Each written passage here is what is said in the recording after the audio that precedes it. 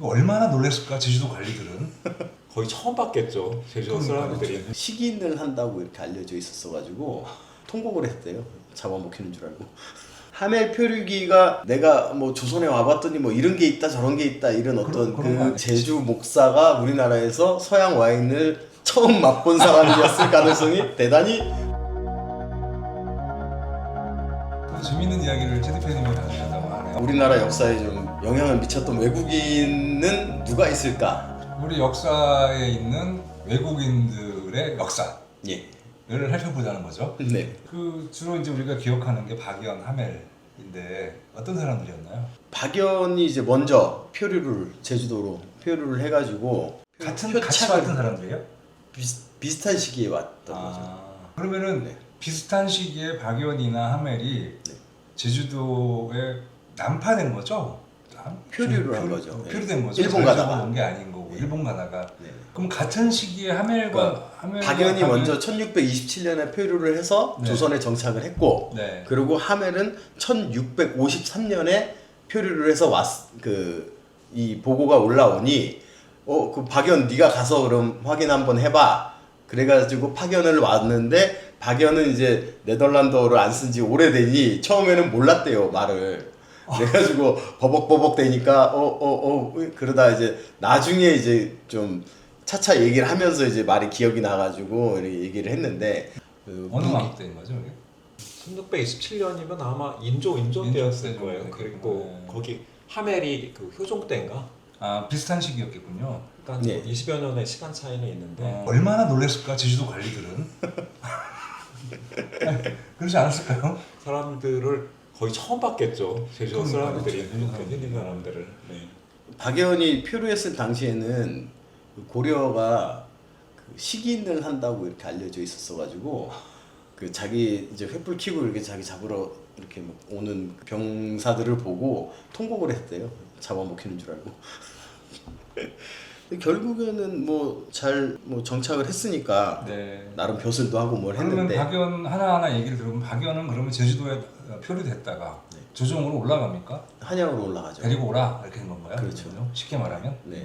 화포를 만드는 기술이 좀 있었나 봐요. 그래서 조선의 그 화포 제작 기술을 이렇게 가르쳐주고 하면서 조선군을 훈련시키기도 하고 다 귀화를 하고 여기에 처도 맞이하고 해서 정착을 아예 해버렸고. 표류해가지고 혼자 왔었나 봐요. 그러면 그 사람은. 그러니까 왜 이렇게. 박연도 일행은 있었어요. 그래요? 근데 지금 보니까 박연이 표류하게 된 게 되게 웃기네요. 그러니까 사략선이라고 했잖아요. 중국 배를 하나 사략을 했는데 그 배를 끌고 가다가 그 식수가 모자라가지고 박연이랑 그 2명 더 물을 구하러 이렇게 그 상륙을 했는데 제주도에. 그 사이에 그 중국 그 노력했던 그 여기에 반란이 일어나가지고 못 돌아갔대요. 그리고 이제 그 모함 그 해적선 그거는 귀환하다가 스페인인가에 잡혀가지고 전원 교수형당했답니다. 그러니까 박연이 거기 있었으면 죽었을 운명인 거예요. 그런 거를 알았든 못났든 어쨌든 몰랐든 박연은 여기 있었던 게 잘한 거네. 그렇죠. 이거 재밌네요 이거. 네. 근데 박연하고 일행 2명이 있었는데 보면 병자 호란트 참전을 한대요. 그 박연과 네덜란드 2명 포함해서 참전을 하는데 그 병자로 한 당시에 박연은 살아남고 네덜란드 2명은 전사했대요. 그래서 최종적으로 박연만 살아남은 거죠.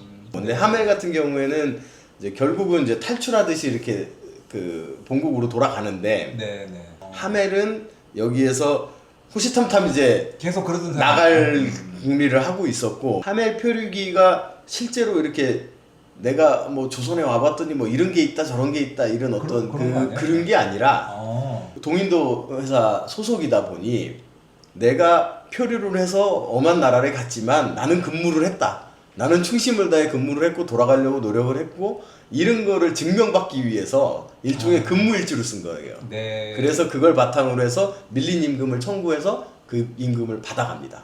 그래야 되니까. 예. 그래서 사람이었네. 그래서 하멜이랑 박연은 이제 이 뒤의 행보가 완전히 달라지는 거죠. 박연은 조선 사람이 됐고 네. 하멜은 결국은 떠났고. 일종의 그 박연 일행들은 그러면 하멜과는 좀 달랐던 생각들이 있었겠구나. 여기서 지금 있어야겠구나 생각을 했던 것 같아요. 사람도 워낙 적게 필요했으니까 그러니까. 도모를 해서 탈출하겠다는 생각을 아마 덜하지 않았을까. 그 인원 가지고는 배를 구한다고 해도 설사 배를 구한다고 해도 가기도 어렵고 네, 그랬던 것 같아요. 하멜도 조종까지 왔다가 뭐 한양까지 왔었나요? 한양까지 왔었어요. 왔었어요. 그게 똑같이 제주도에 표류를 했었고 한양에 하멜하고 그 일행들이 왔었어요. 그게 왔었는데 이제 하멜과 그 일행들은 조선을 떠나고 싶어했던 거죠. 본국으로 가고 싶어했으니까. 근데 그걸 알릴 방법이 마땅치가 않았고요. 그러던 차에 청나라 사신들이 왔다고 해요. 때는 이때다 해서 조정에서는 하멜 일행을 다른 데로 옮겨놨는데 그 중에 한 2명인가가 몰래 나와가지고 청나라 사신한테 가가지고 우리 네덜란드 사람 여기 있다라고 알리게 되고요. 그게 사실 큰 문제가 될 수 있었던 거죠. 네. 어찌저찌 해서 근데 다시, 거기에서 그 조정에서 뇌물 먹여가지고 맞아요. 청나라 사신한테 모른 척 해줘라 그래가지고 무슨 얘기야? 하멜과 일행들 중에 2명이 청나라 사신 만났는데. 그래서 네덜란드 사람 우리가 여기에 있다고 했는데 청나라 사신도 알게 된 거죠. 네. 최근 말씀대로 그게 조선 정부 입장에선 문제가 되는 거예요. 원래는 이 사람들을 보내야 되거든요. 청나라에 보내든지 아니면 일본으로 보내든지. 근데 안 보내고 데리고 있었던 거죠. 지금으로 말하면 의도적 입국이나 이런 게 아니니까 잘못 온 거니까. 그럼 그 당시에도 그걸 돌려보내야 한다는 걸 알고 있었구나. 알고 있었죠. 근데 조선 정부에서는 보내기가 좀 어려웠던 게 이 사람들이 조선에 대해서 많이 알고 있잖아요. 또 밖에 나가서 특히 청나라 같은 경우에는 그 당시에 임금이 효종이었는데 청나라하고 적대적인 관계를 속으로 가지고 있었죠. 네. 불리한 정보를 얘기할 수도 있고 여러 가지 안 좋은 상황이 될 수도 있잖아요. 그걸 이제 조정에서 회의를 했겠구나. 그래서 이제 막은 거죠. 살 수 있는 상황. 이것도 모르던 얘기네. 재밌네. 또 하나는 이제 이 표류해가지고 이제 뭐 무서우니까 이 제주 목사나 뭐 이런 사람한테 선물을 한 거죠. 그때 선물한 게 이제 와인이 그 중에 하나였답니다. 하멜. 제주 목사가 우리나라에서 서양 와인을 처음 맛본 사람이었을 가능성이 대단히 높은 거죠. 그랬구나. 굉장히 맛있었다고 만족해했다는데. 그런 기록이 있었구나. 네. 그러면 이제 한양까지 와서 정부는 계속 얘네들을 지금 숨겨놔야 되고 그 숨겨놔서 어떻게 하려고 앞으로 그 사람들이 가지고 있는 지식과 또 기술들이 있을 거 아니에요. 또 이런 것도 활용하려고 했었겠죠. 박연이 했듯이. 네네. 그랬구나. 근데 어떻게 도망갔어요? 하멜은 탈출을 한번 시도를 했고요. 뭐 여러 번 했다고 하는데 시도 자체는 한 번밖에 없었던. 탈출 어디로 해? 그러니까 표류한 지 얼마 안 돼가지고 청나라로 해요? 아니면? 그러니까 일단은 배를 어부 배를 뺏어가지고 일본으로 가려고 했는지 뭐 이렇게 했는데 실패하고 자기들이 타던 배랑 완전히 다른 형식의 배인데 그걸 뭐 조종하는 게 뭐 서툴러 썼을 거니까 그때 다시 잡히고. 영화화하면 그또 어디로 배를 타? 한강에서 타? 인천까지 갈 수는 없잖아요. 그러니까 제주도에 표류한 지 얼마 안 됐을 때 초반에 그때 초반에 한번 이렇게 했다가 그 다음에는 이제 뭐 꿈도 꾸지 마라 이제 조정에서도 그렇게 얘기를 하고 하니 뭐 그 계속 마음만 가지고 있다가 여차한 틈을 봐서 이제 일본으로 도망을 간 거죠. 그 한양에서 어떻게 일본을 갔냐는 거죠, 정말. 잘 모르시겠죠. 거기 청나라 사신한테 그 사건이 있은 다음에 조정에서 판단을 내렸던 것 같아요. 한양에 두고 있기 너무 위험하다. 그래서 지방으로 보내요. 지방으로 보내는 게 강진이거든요. 강진에 가면 지금도 하멜 기념관이 있어요. 그 병영성에. 그렇구나. 그 병영성이 있어요. 성이 있고요. 병영이 뭐예요? 병영? 그 병사들이 주둔하고 있는 성. 병영. 병영. 강진에 있는 병영에. 네, 지금도 지명이 남아 있고요. 그 안에 성이 지금도 있어요. 근데 약간 귀향 가듯이 보내놨구나. 네, 그쪽으로 보냅니다. 그래서 고생을 많이 한다고 그래요. 그래서 고생도 많이 하고 심지어는 먹을 게 없어서 국어를 했다고 하는 얘기도 전해지긴 하는데. 그렇겠네. 입맛에서 없는데 우리나라 백성들도 힘들었으면 나중에 거기까지 가가지고 말도 안 통하고 어떻게 살았을까? 그래서 거기에 병영성에 가면 그 옆쪽에 병영이라는 곳에 담이 있거든요. 근데 담을 만든 방식이 좀 특이해요. 그래서 전하는 말로는 뭐 네덜란드식으로 만들었다. 하멜 일행이 담 만드는 거 도와줬다. 해서 그쪽에서는 네덜란드식 담이다 라고 얘기를 해서 이제 관광할 때도 막 소개를 막 하거든요. 근데 그러고 있다가 또 병영성에 있던 그 하멜 일행들을 분산 배치를 해요. 아, 또뭐 순천으로도 보내고 여수로도 보내고. 근데 하멜과 그 일행 중에 일부가 이제 여수 쪽으로 갔어요. 네. 근데 거기에서 어찌저찌 배를 구해서 일본. 그 배를 타고 탈출에 성공하게 됩니다. 그러니까 이제 이게 상인들이고 동인도 회사 있는 사람들이고 배를 하는 사람들이기 때문에 배를 빠삭하게 알고 있는 사람들 그리고 해류 같은 걸 알고 있기 때문에 배만 있으면 탈출할 수 근데 있을 이제 것 같아요. 배 자체가 이제 서양선과 그 한국 배하고는 조선 배. 완전히 다르니까 그 좀 시간이 걸렸지 않을까 싶긴 한데 그 효종 때 굉장히 흉년이 크게 들어가지고 네, 더군다나. 그 이제 전라 좌수영 여수로 말씀하신 것처럼 이제 하멜이랑 몇 명을 보냈는데 좌수사가 은근히 그런 얘기를 했답니다. 저 일본으로 배 타고 도망가는 게 어떠냐고 그런 얘기를 했답니다. 그래서 하멜이 되게 좋은 사람을 부임시켜줘가지고 너무 이제 하나님께 감사했다 뭐 이런 그런 기록을 남겼답니다. 예. 그럼 일종의 눈 감아준 거네요, 뭐, 은근히. 네, 그렇죠. 그러면서 이제 근데 이제 계속 좌수사가 계속 바뀌니까 바뀔 때마다 수사를 막 했나 봐요.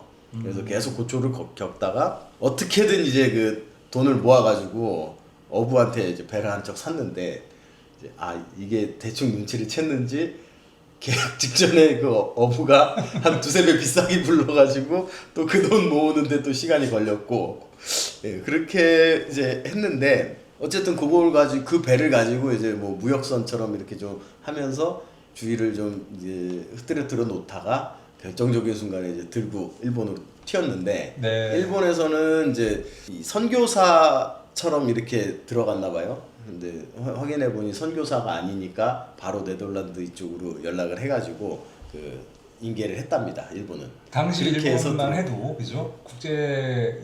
국제적인 소통이 있는 나라였으니까. 그 당시에 일본에 국제 무역했던 나라가 그 네덜란드였거든요. 네. 네덜란드의 대표적인 곳이 동인도 회사. 네. 근데 그래서 그 네덜란드의 그 나가사키였던가요? 그 데지마라고 네, 그 데지마, 무역에 허용이 된 곳이 있거든요. 그 무역 거점이었어요. 이미 일본에는 네덜란드인들이 와서 무역을 하고 있었던 거군요. 네, 그러니까. 그렇죠. 왔다 갔다 하고 거기 하멜도 그렇고 박연도 그렇고 거기 일본 쪽에 가다가 다 표류가 된 거니까. 그러니까. 네. 그래도 뭐 일본까지만 가면 큰 문제가 없는 상황이었겠군요. 그러니까. 참 곰곰이 얘기를 들어보니까 하멜 씨가 고생을 많이 했네. 16명 중에 8명은 하멜 포함해서 일본으로 튀었는데 8명은 남아 있었던 거죠. 근데 그러니까요. 이 일본에서는 요 내용을 이제 조선에다 알리니까 조선은 그 내용을 모르고 있다가 이것도 어떻게 되느냐 서로 막 조사를 하고 뭘 했는데 일본이 굉장히 집요하고 치밀했답니다. 그래서 13년 동안 있었던 뭐 일들에서부터 니네는 어디서 와서 어디로 가려고 했고 어떤 배를 타고 있었고 그 배 대포는 몇 개고 뭐 조선의 상황은 어떻고 이거를 하루 만에 54개의 질문을 딱 정리해가지고 하루 만에 그냥 딱 알아버렸답니다. 그래서 그런 걸 가지고도 이제 조선하고도 뭐 네덜란드하고도 뭐 좀 밀당을 하면서 취할 건 취하고 이렇게 하면서 결국은 이제 네덜란드로 보냈고 나머지 8명도. 근데 나머지 8명은 조선에서 이게 이렇게 알려져 버렸으니까 이러지도 저러지도 못하면서 그냥 송환을 했답니다. 송환했다고요? 네. 아, 그랬구나. 결국은 남아있는 사람도 다 네, 조선을 떠나서 그렇게 된 거군요. 와, 생각해보면 되게 국제관계에서 여러 가지 일들이 있었구나. 근데 이제 13년 동안 조선에 머물렀는데 네. 그 동현도 회사에다가 13년 동안 근무한 돈을 내놔라 막 이래 하면서 표류기 그 근무일지 써가지고 뭐 제출하고 뭐 이랬는데 결국 2년치밖에 못 받았다네요. 그래서 그 사람들은 집요한 말이죠. 그냥 물러 살지 아무리 고생해도. 그 생각보다 다른 나라 뭐 전체 모든 나라는 아니겠지만 우리 주변에 있는 국가들에 비해서 참 우리나라는 우리 역사의 외국인은 조선시대까지만 해도 되게 드물었군요. 근데 적어도 고려 시대까지만 해도 왕건 자체가 무역했던 고려 사람의 시대. 시선이기도 하고 그래서 고려의 분위기하고 조선의 분위기하고 좀 달랐을 것 같아요. 네. 고려 같은 경우에는 외국하고 교류가 굉장히 활발했거든요. 신라도 그랬고. 네, 신라도 그랬고 근데 조선 같은 경우에는 상업이라든가 이런 부분들을 제한을 굉장히 많이 했잖아요. 특히 무역도 네. 굉장히 통제를 많이 했고. 지금 이 시기에 우리 문화가 해외로 퍼지거나 지금 이 시기에 한반도 대한민국에 오는 해외인 지금 얼마 전 통계 2천만 명 관광이 넘었다고 들었어요. 제 생각에는 그 2026년은 우리 조선시대 우리 선조들이 보시기에는 놀랄만한 변화, 국제 질서 안에서의 대한민국의 위치나 또 대한민국을 찾는 하멜 박연 이후 대한민국을 찾는 세계인들이 많아졌고 또 이미 이제 거주나 이런 것들이 많아지면서 국제 사회가 되고 있는 모습을 띠고 있는 건데 참 조선 선대들이 볼 때는 놀라울 만한